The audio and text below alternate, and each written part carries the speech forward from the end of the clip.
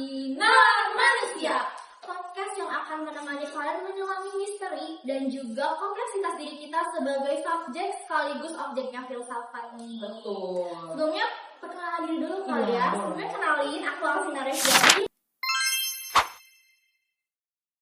Bersama rekan saya, Aku udah final lagi. Nah, di sini kita mau membawakan tema yang sangat amat fundamental dalam berpikir, yaitu mengenai logika dan silogisme. Gak juga dengan topiknya yang lagi ramai diperbincangkan kali ya. Ini tuh kita akan membawakan topik mengenai self-diagnosed TikTok effect. Yang dimana kita mau cari tahu nih, ada gak sih kaitannya dengan berpikir secara logika dan silogisme. Tapi sebelumnya nih, kita nggak berdua aja kan? Kita kedatangan narasumber keren dari kelompok kita. Kenalkan diri dulu kalian. Dari aku tuh. Boleh dari yang cantik. Halo. Hai. Halo, Adrian. Aku biasa.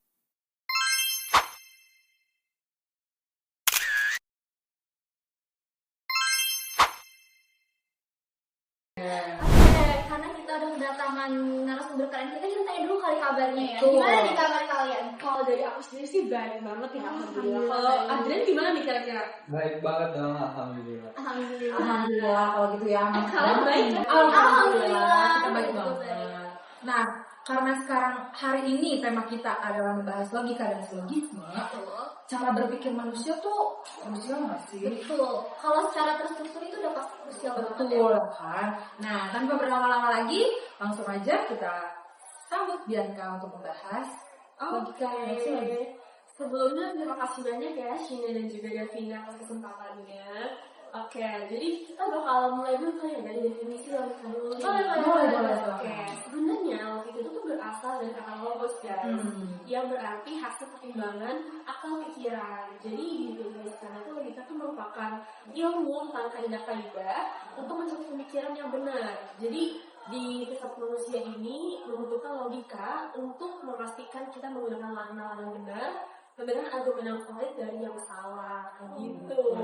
Mungkin dari ada tambahan kali ya. Nah, bener tuh. Pokoknya intinya kalau logika itu punya tujuan kalau pokoknya ngebenerin kita dari argumentasi yang benar atau salah. Udah itu doang intinya.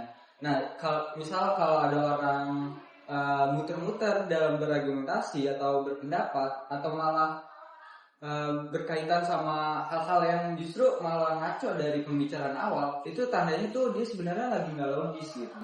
Padahal tujuan utama dari logika itu sendiri membedakan atau membantu dari argumen yang salah, membedakan dari argumen yang salah ke yang benar gitu. Itu ada istilahnya nggak sih kan kalau nggak salah nih di logika itu. Kesesatan berpikir tuh kalau nggak salah ya istilahnya apa tuh? Logical fallacy guys. Wah, itu kita sering dengar banget nggak sih logical fallacy itu? Karena kita udah lihat definisi dari logika, mungkin kita masuk ke definisi Boleh. Oke, karena tadi kita udah bahas tentang logika nih guys, ini kayak gimana. Nah sebenarnya salah satu instrumen terkuat dalam logika itu adalah silogisme guys. Jadi silogisme itu bisa dibilang isi dari logika juga, yang diperkenalkan oleh siapa kalau misalkan ingat-ingat nih. Siapa? Aristoteles. Oke, Aristoteles sama udah sering kita dengar nih di berbagai tempat gitu kan ya. Nah, silogisme sendiri itu adalah pemikiran deduktif sebenarnya. Kayak yang tadi ada dua premis, ada mayor sama minor. Mungkin kalian nih sebagai mahasiswa baru juga yang baru masuk psikologi gak asing kali ya dengan premis. Dengan dari mana kata premis sebenarnya tuh kayak agak kemarin ya sih ada yang dimana kita punya kunci kalau silogisme, kalau premis-premis yang benar, maka kesimpulannya pasti benar. Jadi harus punya struktur yang valid. Benar gak ya kira-kira? Nah, bener tuh. Nah, pokoknya gini, contoh klasiknya tuh kayak gini. Misal kita punya premis mayor, semua manusia itu akan mati. Nah, terus premis minornya Socrates adalah manusia.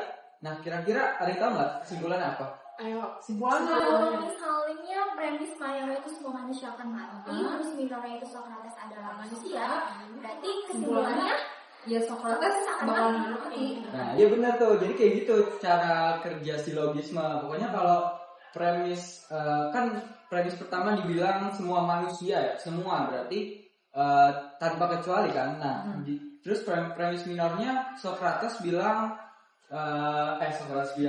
Socrates adalah manusia. Nah, artinya Socrates juga akan mati karena kan Socrates juga manusia gitu. Oke, jadi kira dari kalian tuh ada yang penasaran lagi nggak sama tentang silogisme? Masih ada dong. Masih berlanjut ini dari sini. Oke, boleh dijelasin lagi mungkin? Sebenarnya silogisme itu hanya sah atau valid kalau strukturnya benar, guys. Sesimpel kalau misalkan kita ngerjain soal UTBK tentang silogisme, kalau misalkan kita nggak makin rumusnya, pasti kan ada aja nih kesalahan-kesalahan yang kayak kecil tapi sebenarnya fatal kalau kita lupakan. Nah, supaya argumen itu kuat, kita tuh harus punya premis-premis yang valid dan juga faktual gitu sifatnya. Jadi kalau struktur silogismenya ini keliru, ya kita bisa-bisa jatuh ke dalam kesalahan berpikir atau bisa dibilang logical fallacy. Nah, bener tuh. Nah, pokoknya tuh di dalam silogisme ini kita melihat dua hal.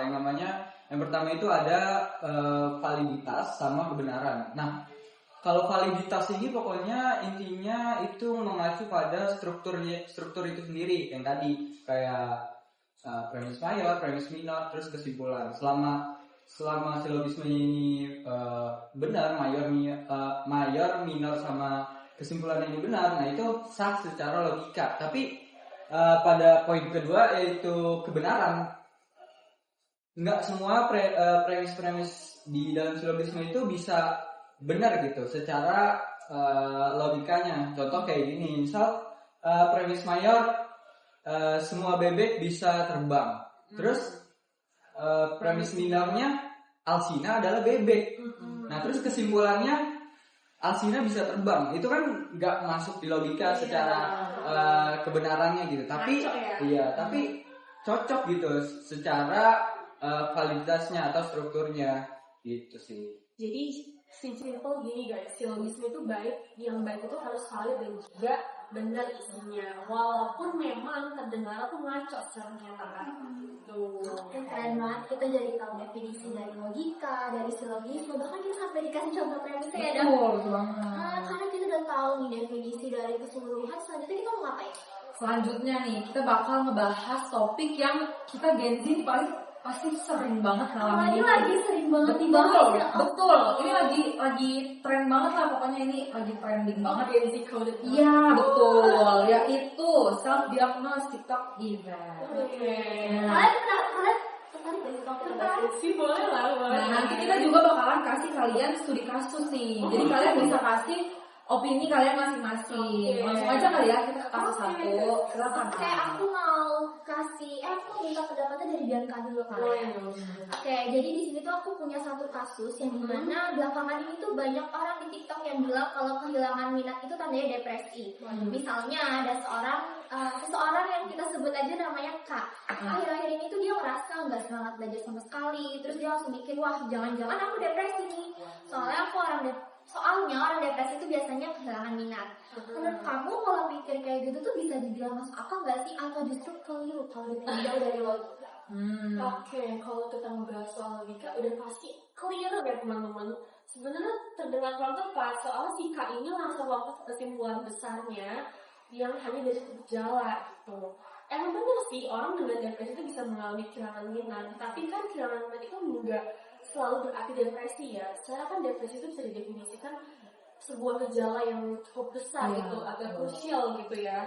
Bisa jadi si Kai cuma lagi capek, kewalahan, burn out ya kan. Jadi kayak dia bosan sama rutinitasnya gitu. Atau enggak ada faktor lain yang memengaruhi. Jadi secara logika ini tuh sebenarnya termasuk kekeliruan guys, yang namanya affirming the consequence.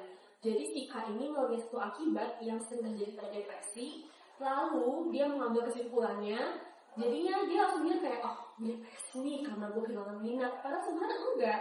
Jadi kita tetap perlu konteksnya nih sebelum mikir dia sendiri gitu. Wow, keren banget tuh jawaban dari Bianca. Jadi kita nggak boleh ya nyimpulin cuma dari satu gejala, terus kita langsung kayak, aduh aku depresi nih. Itu namanya self diagnosis. Karena depresi itu bukan persoalan kecil teman-teman. Kita harus melewati banyak konsultasi sama profesional yang ahli juga. Betul. Nah, Kita masuk ke kasus kedua iya. ya. Jadi di sini aku mau kasih contoh yang kayaknya nih sering banget muncul di TikTok kalian, pasti kalian main TikTok semua kan? Main dong. Ini sering banget muncul di FYP. Nah, misal nih ada seseorang, kita panggil aja B, yang rajin banget nontonin video yang ngeklaim kalau misalkan semua orang sukses itu bangunnya jam 5 pagi. Nah, terus si B ini ngebuat kesimpulan, kalau misalkan aku mau sukses kayak mereka, aku harus bangun jam 5 pagi terus, tiap hari pokoknya, tanpa terkecuali. Menurut kamu gimana, Adrian? Kayak penalaran si B ini tuh logis gak sih? Apakah waktu bangun pagi itu adalah syarat mutlak dari kesuksesan? Ya, ini sih kalau didengar kasusnya sih, ini kayaknya kasusnya jarang terjadi, tapi ini sering mirip-mirip banyak permasalahan yang kita, ya faktor-faktornya tuh kayak gini ya. Misal kita ada masalah, kita ngelihat beberapa faktor, tapi kita malah fokus ke satu faktor yang kuat nih. Ini mah gara-gara ini nih pasti. Padahal kan pastinya nggak semua masalah itu sendiri terjadi karena satu faktor satu gitu, tunggal. Nah, kalau di kasusnya si B ini tuh dia salahnya dia cuma nganggap kalau bangun jam 5 pagi itu sebagai faktor tunggal gitu dari kesuksesan. Padahal ya nggak kayak gitu. Dia juga has the generalization sama false cause fallacy gitu. Terus ya balik lagi, karena sebenarnya tuh kesuksesan itu sendiri kan faktornya itu kan banyak, nggak cuma bangun jam 5 pagi, ya kayak dari kerja keras, kedisiplinan, strategi dan lain-lain gitu. Oke, jawabannya juga gak kalah keren ya jawabannya Anda ini. Karena udah dapet tanggapan dari kalian berdua, aku mau kasih kasus terakhir kali ya. Boleh ya. Kasus ini juga rame banget diperbincangkan gitu ya. Mungkin kalian pernah dengar tentang main character syndrome. Tentang narsistik itu kayaknya nggak asing ya di telinga. Oke, jadi ini aku punya kasus yang dimana ada seseorang yang suka nge-vlog hidupnya, terus suka bikin estetik momen sendirian, terus suka jalan sambil dengerin musik seakan-akan hidupnya itu film. Itu artinya dia tuh punya kecenderungan artistik. Contohnya ada seseorang, kita panggil aja R, yang suka bikin video estetik pas jalan sore. Terus kebetulan lewat FYP dia ada video bilang orang yang selalu merasa dirinya main karakter biasanya punya sifat narsistik. Akhirnya mikir, lah berarti aku narsistik dong, kan aku juga suka merasa diri main karakter. Menurut pandangan kalian, kesimpulan kayak gitu tuh valid gak sih kalau ditinjau dari logika? Oke, sebenarnya nih agak bercabang nih sebenarnya kalau kita mau kasih jawabannya. Kalau dari logika menurut aku itu nggak valid. Soalnya si N ini kan merasa pertama dia mengambil dua hal sebenarnya nggak berhubungan langsung ya. Yang pertama, dia suka memvlog atau merasa jadi main karakter. Itu bisa muncul karena banyak alasan. Pertama, dia mungkin mau memotivasi dirinya sendiri, membuat hiburan untuk dirinya sendiri ke depannya, atau mungkin memang pengen ikut tren TikTok.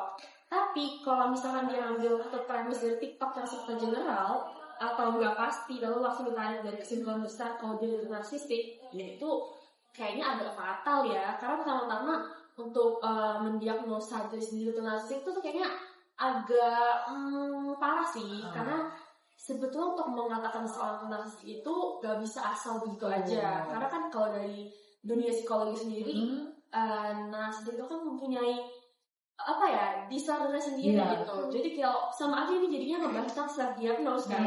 Kalau misalkan dia menganggap dia narsistik, tandanya ya berarti lu mendiagnosa diri lu sendiri nih tanpa adanya hasil atau fakta dari profesional sendiri gitu. Nah, ini juga bisa dimasukkan sebagai false cause fallacy yang dimana seolah si perilaku ini otomatis penyebab atau bukti dari sisi tertentu. Sebenarnya juga nggak nyambung. Yang dia pilih sebagai premis itu nggak cukup untuk mendukung kesimpulannya. Keren banget Bianca jawabannya. Nah, sebelum kita benar-benar mengakhiri episode hari ini, aku pengen narik 3 kesimpulan dari 3 kasus yang udah kita bahas. Apa aja tuh Davina? Kalau dari kasus yang pertama, itu kan tentang depresi. Kita jadi belajar bahwa silogisme ini bisa ngebantu kita memahami sebuah isu secara lebih runtut gitu loh. Tapi kita juga harus hati-hati supaya kita nggak asal menyederhanakan sesuatu yang kompleks. Terus kalau dari kasus kedua tentang hasty generalization, kita dapat belajar bahwa pentingnya menghindari prasangka dan juga stigma sosial yang tidak berdasar. Kalau yang kasus ketiga apa tuh kira-kira? Itu kan dari fenomena main karakter ya, main Iya. karakter event. Nah, kita tuh jadi sadar bahwa logika tetap relevan untuk membaca perilaku manusia di era digital ini. Oke. Wow, oke. Simpelnya oke ya, ya nggak ya? Ya, oke. Jadi pada intinya sebenarnya guys, itu bukan cuma soal benar atau salah di atas kertas, tapi tentang gimana kita bangun cara berpikir yang lebih jernih. Nah, dengan memahami struktur argumen, kita juga bisa membedakan mana yang benar, yang benar-benar masuk akal ya istilahnya, dan mana yang cuma sekedar meyakinkan di permukaan. Karena kan apalagi di zaman sekarang kan era digital yang berkembang, kita jadi banyak kayak menyaring sesuatu yang sebenarnya tuh nggak masuk di akal, tapi dibener-benerin gitu loh sama siapa bisa. Betul. Netizen tuh suka membenar-benarkan dan melebih-lebihkan. Apalagi netizen pas 62 ya. Iya, betul. Iya sih, ya baik lagi ya. Pada dasarnya kan pada kesimpulannya kontrol atas pikiran kita sendiri atau logika sendiri kan baik lagi kepada diri kita sendiri ya. Nah, semakin baik kita sadar atau terhadap pola pikir kita, semakin baik juga kita memahami diri sendiri dan orang lain.